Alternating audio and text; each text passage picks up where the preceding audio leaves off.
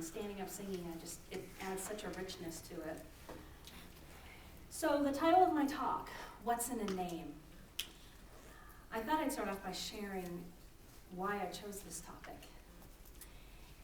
And it's because I recently had a realization about how the words that we hear, the words that people use, sometimes cause a reaction within us that gets in our way of actually hearing and seeing and feeling the might and the beauty and the wonder that that word is pointing to. Perfect example. Let's take the word God. So I bet there's as many different reactions to that word as there are people in this room right now. I think some of us have wonderful memories that's warm and comforting. For others, it's maybe more judgmental, something angry, something out there. And that's just it.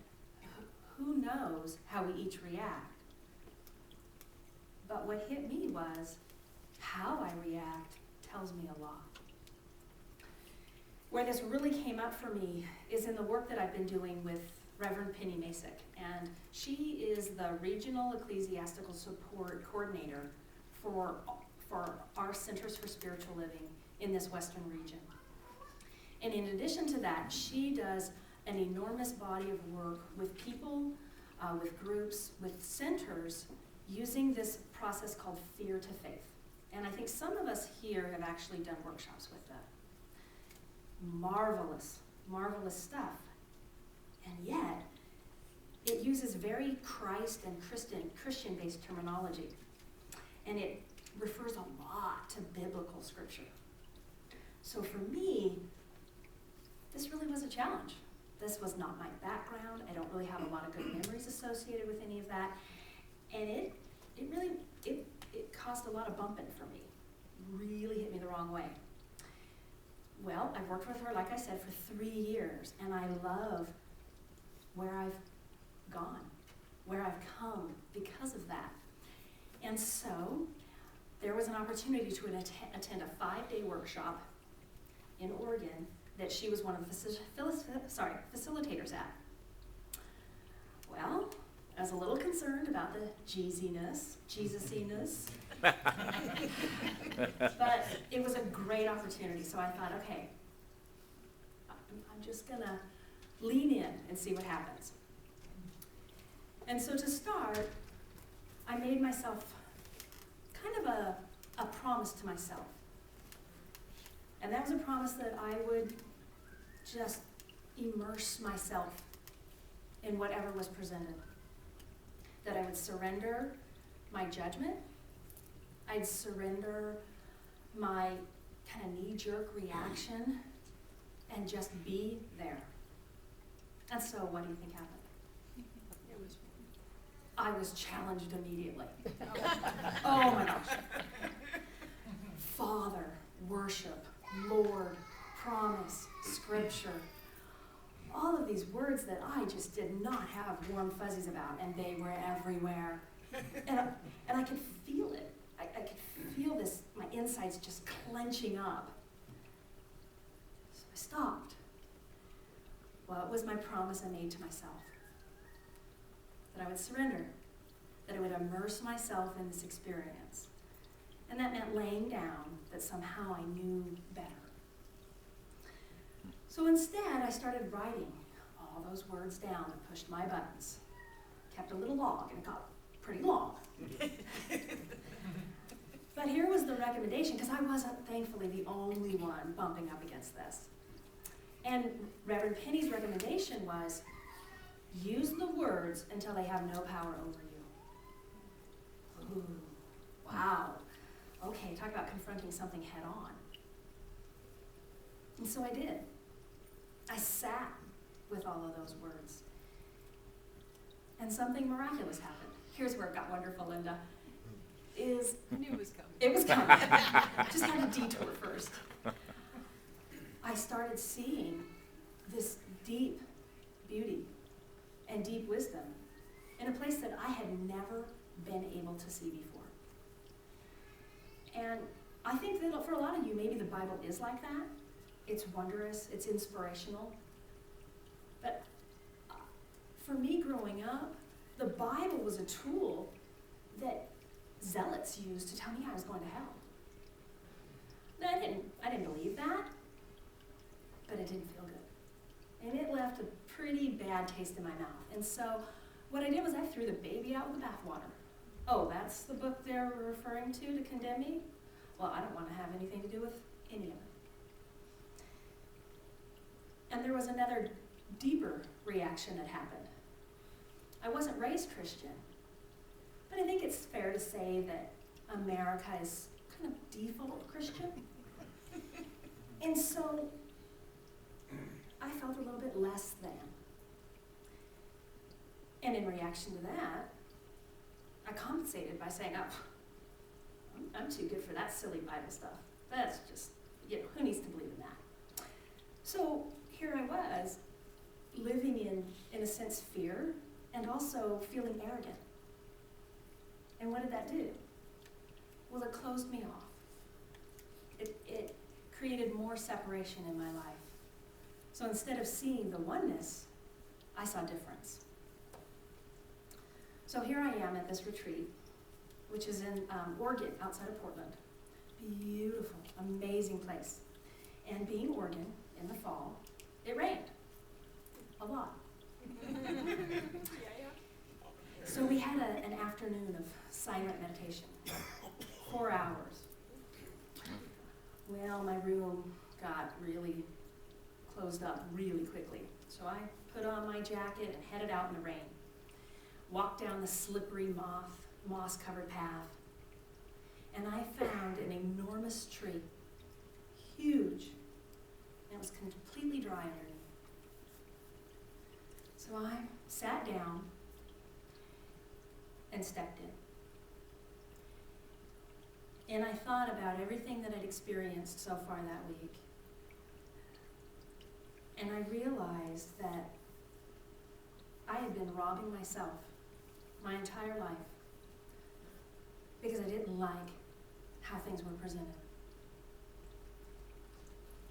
I blinded myself to so much truth just because the words, like lords, fathers, they didn't resonate, so I threw them away.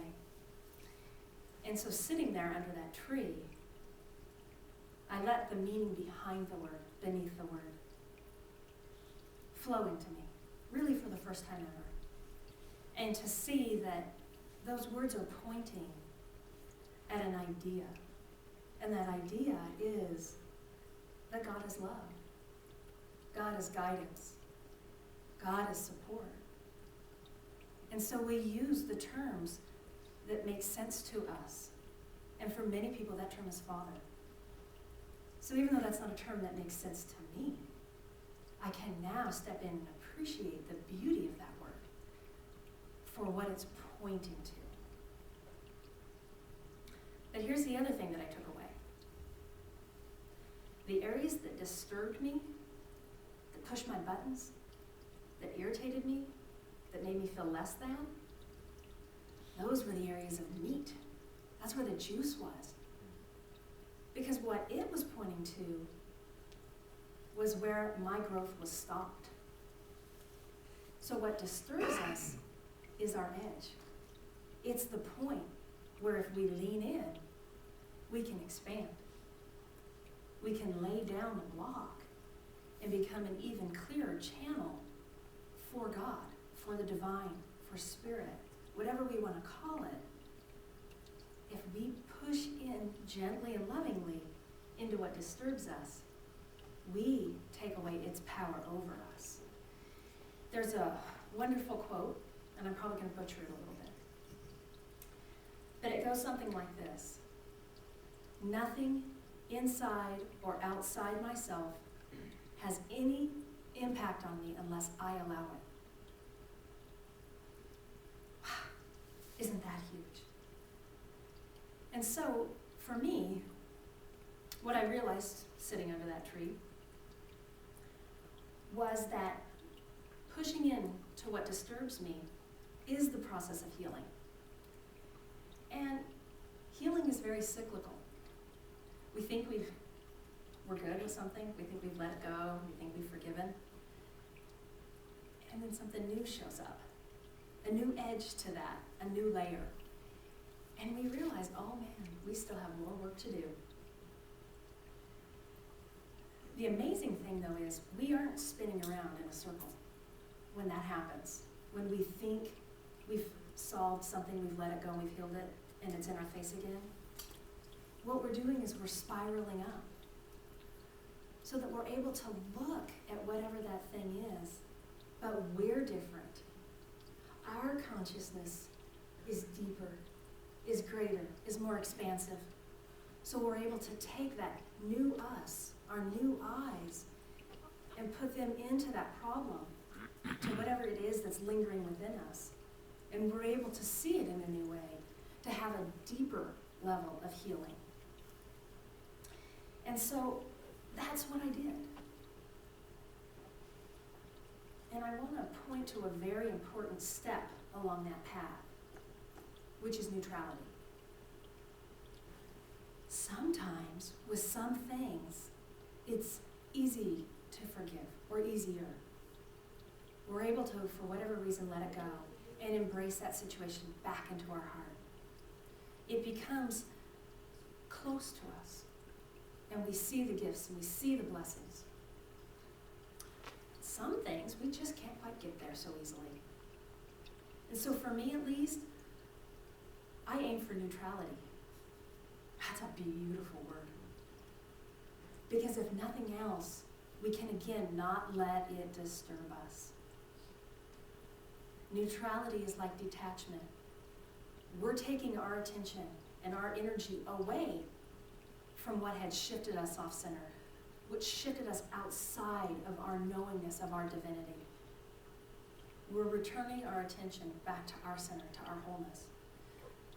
And we're letting that thing simply be. And sometimes that's enough. So that's the interior work, is using these words to point us where we are disturbed. But I think there's another part to that, and that's this world that we live in, communication. So how are we relating to one another? How do we communicate?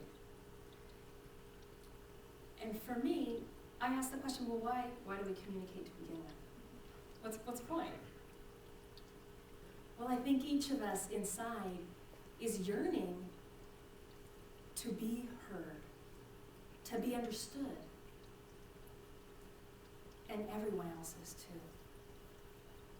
We seek connection.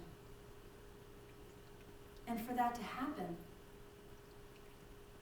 we need to speak from and listen with the heart. Because that's the connector, that's the bridger that crosses different words.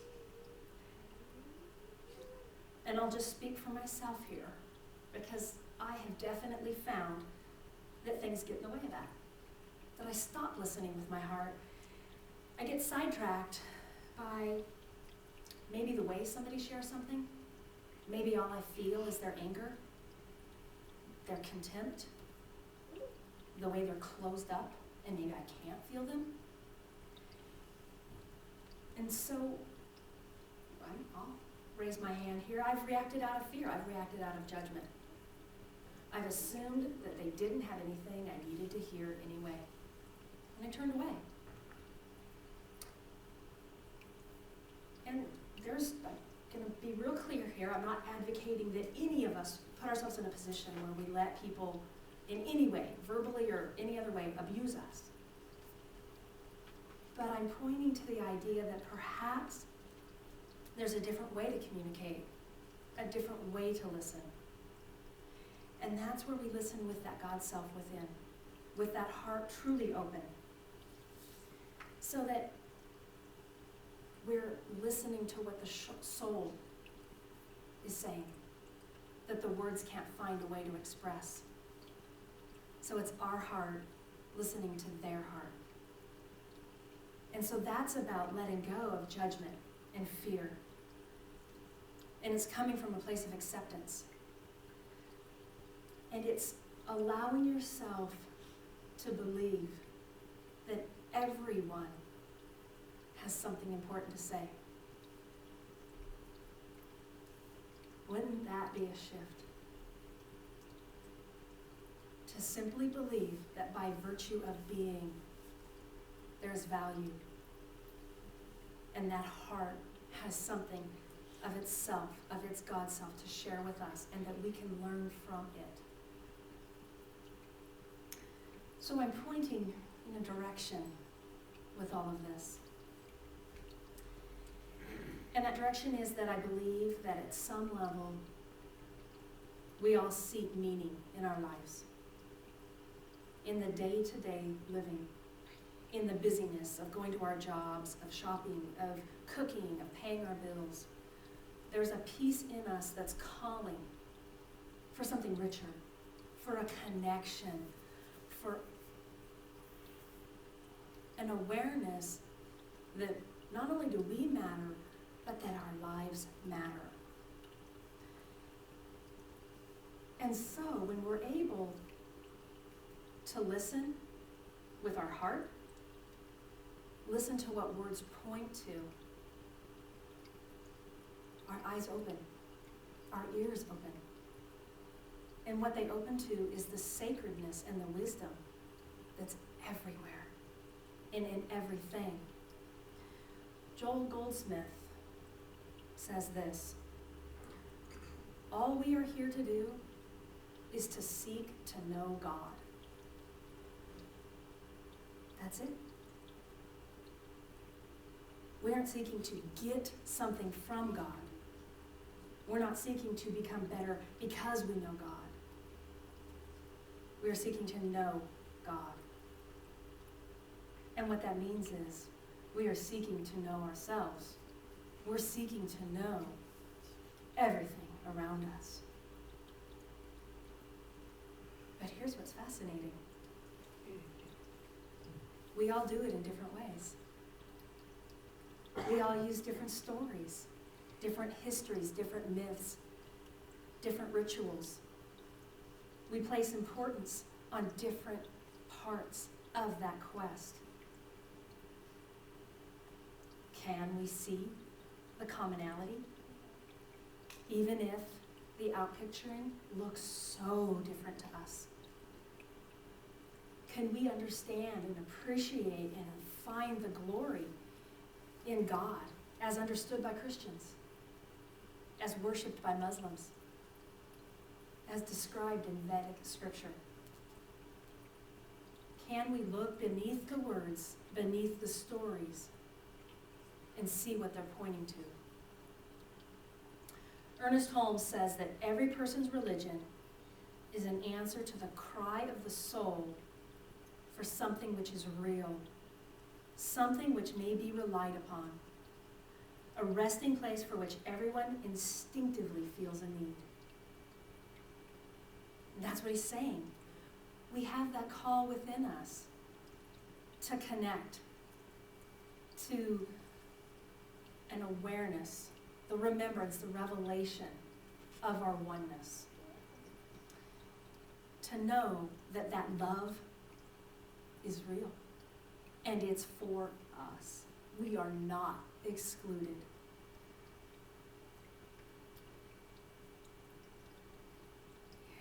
Here's what's really cool about all this. Have you ever thought that if God is all there is, God is omnipotent, omniscient, omnipresent, everything, everywhere, all-knowing, all-powerful, then God is big enough to hold every single person's individual idea of what God is. There's room for it all. And what that shows us is that as we believe, we receive. The God that we believe in is the God that exists for us.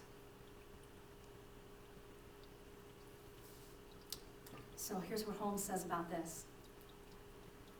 At the dawn of a greater vision, with the dew of eternity on the garden, the soul ventures forth to find a better God. that's what we're doing.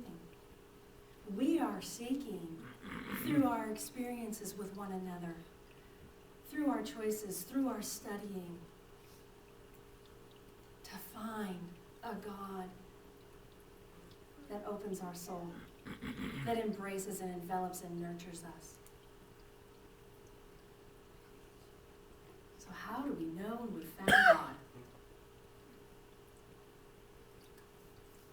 How do we know? I think we know. The goal, I think, is to be immersed in that completely. And with everything, we start with where we are. We start with the moments. Those moments when we feel love. When we feel love for ourselves, for someone else, for our pets, our children and grandchildren. When we see beauty. When we see a sunset and it pierces our heart, we know God. When we laugh, when we cry, we know God. That's how we feel Spirit as us. And so I invite you to see beauty, to look with eyes that are seeking beauty, to hear with a heart that seeks to understand, that wants to appreciate and value not only what you're hearing, but the person who is sharing that with you.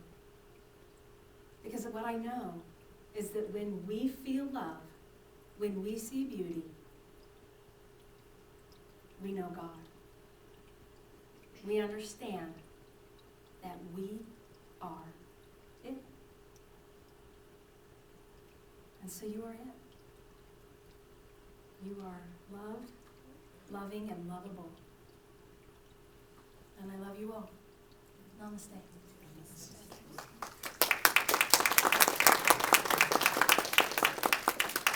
So I invite our practitioners to join us as we have a prayer.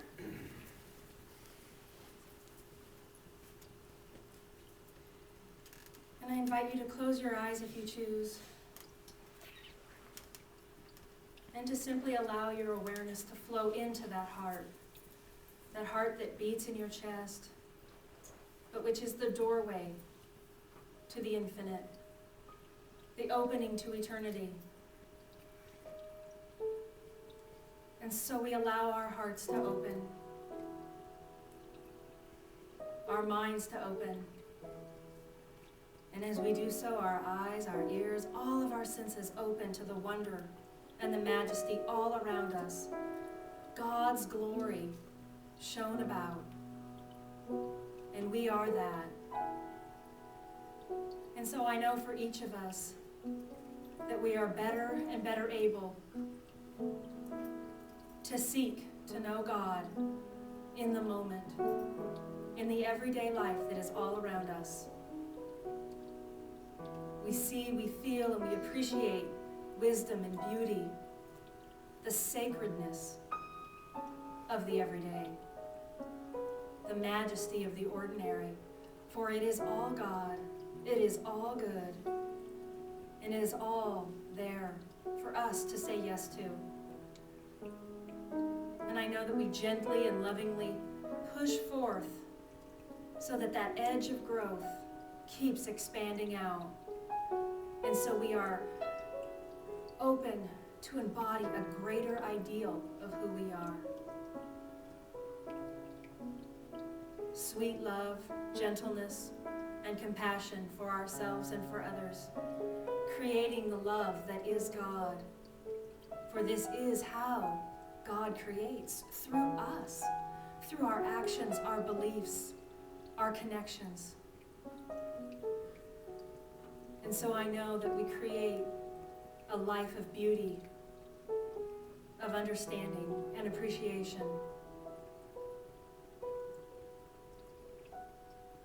And I allow myself to feel gratitude for this, to know that it is beautiful, it is good, it is God. And so I invite you to affirm that for yourself by saying with me, and so it is. Thank you.